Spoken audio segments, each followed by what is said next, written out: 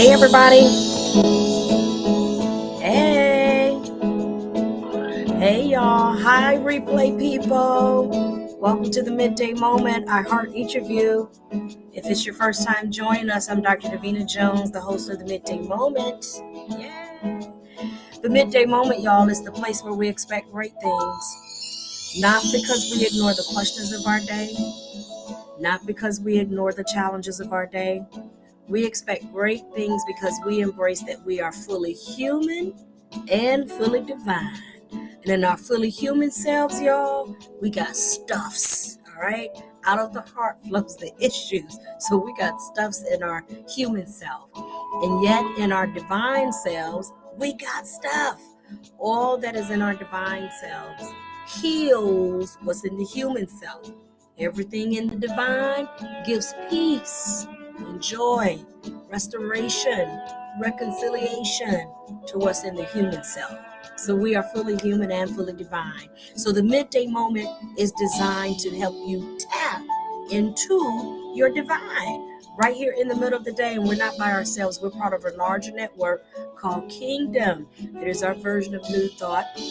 And so we invite you to scroll through the Midday Moment Facebook page, and you'll see the different commercials, different flyers for our other menu options. It includes the daily download with Dr.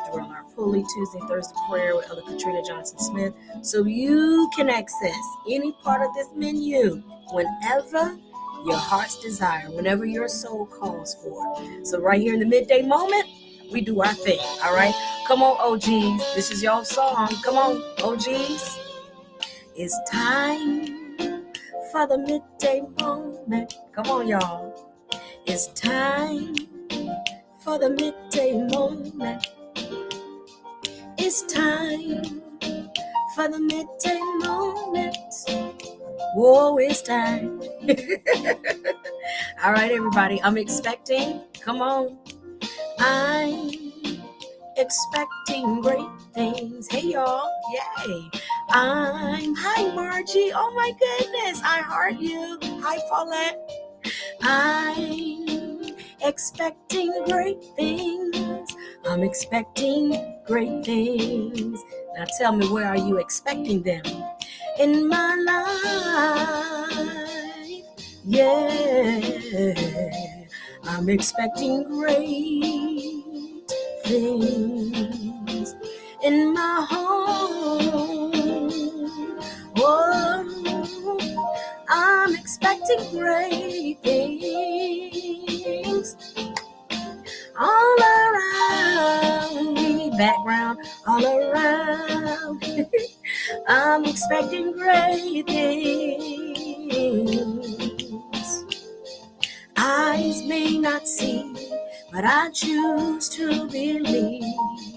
You may not see, but I choose to believe. Sometimes I may not see, because you got to learn that vision requires your spiritual eyes. So even when you don't see with your natural eyes, you put on your spiritual eyes. And guess what? When you do so, you can see great things. Hey. All right, everybody, say thank you, theme song. Thank you, theme song. All right, theme song says you are quite welcome. All right, so OGs, that's been our theme song since we started the Midday Moment. And we voted. I asked everybody to vote if you preferred another theme song. And everybody said, no, keep that one. So we're still at it. That is Great Things by Priscilla Hilliard. We throw our own little words in there. But you certainly can pull that song up and enjoy it for yourself in its original format. All right, welcome to the Midday Moment, y'all. We got started just a little late, but let's get on to it because we're not here all day. It's just the moment. It's not a dissertation. It's just the moment. So we have been studying in this particular series. We've been studying in It's Just That Simple. And so this book is based on the premise that many times in a faith, we make it easy for you to come in, whether it's a version of Christianity or others.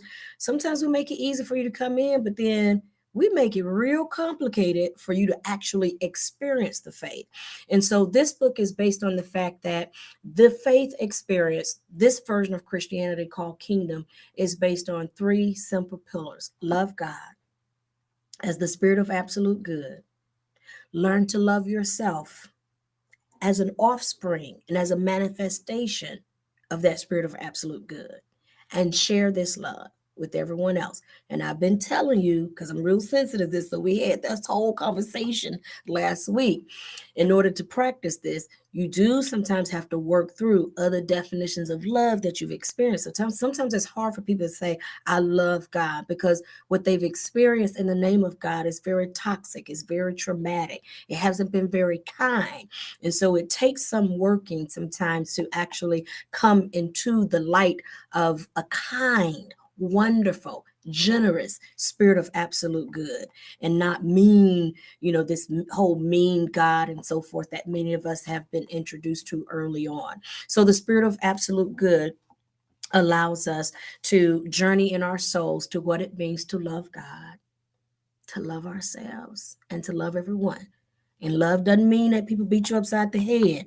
Love also means I take a stand for myself. Love also means I find my voice.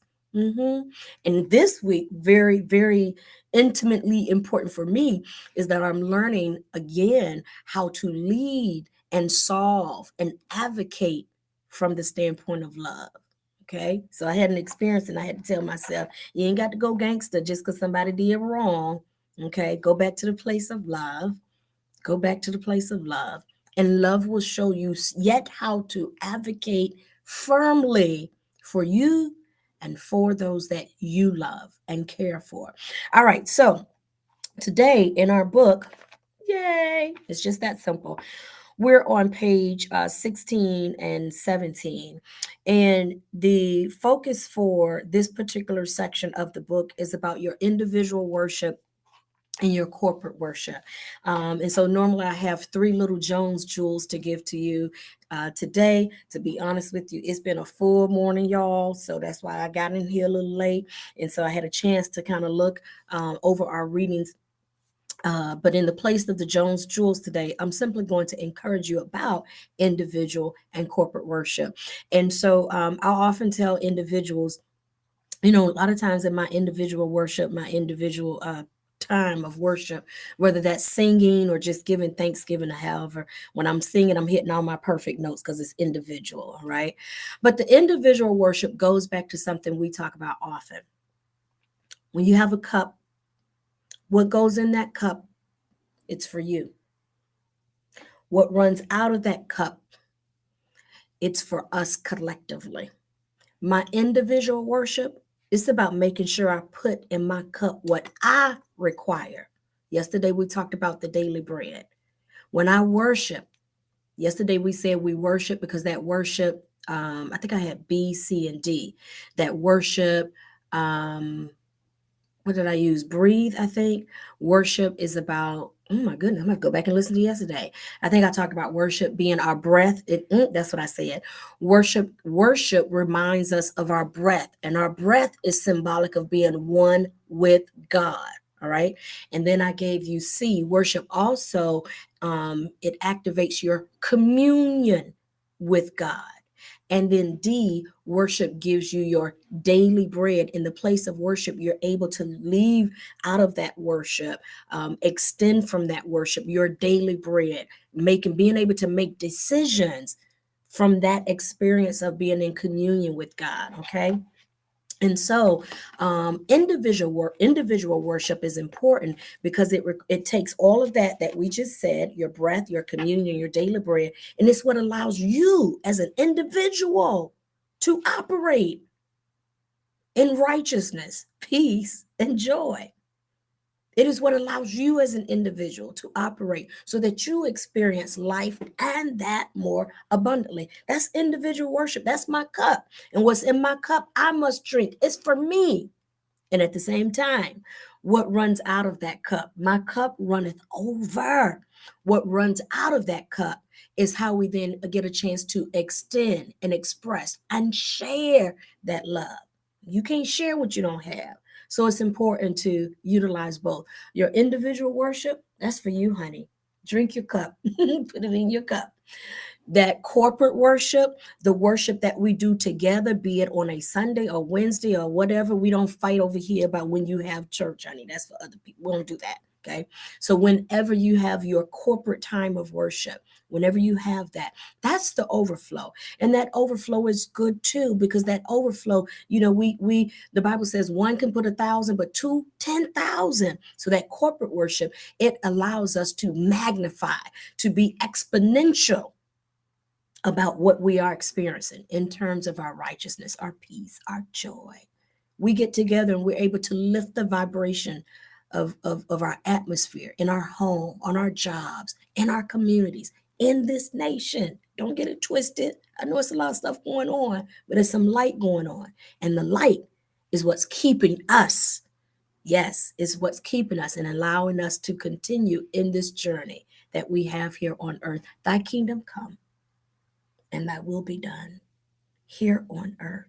That's us. We're making that happen. Whatever you bind in heaven is bound on earth. Whatever you loose in heaven is loose on earth. We get a chance. We're doing that.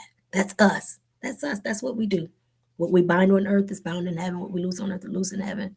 We do that. Yeah. So even though you see stuff all around, we yet expect great things, because when we tap into the divine of who we are, we bring the light to the situation. We bring God. We bring the manifested presence of God. We bring glory into the situation. Yeah. And it's working. It is. It's working.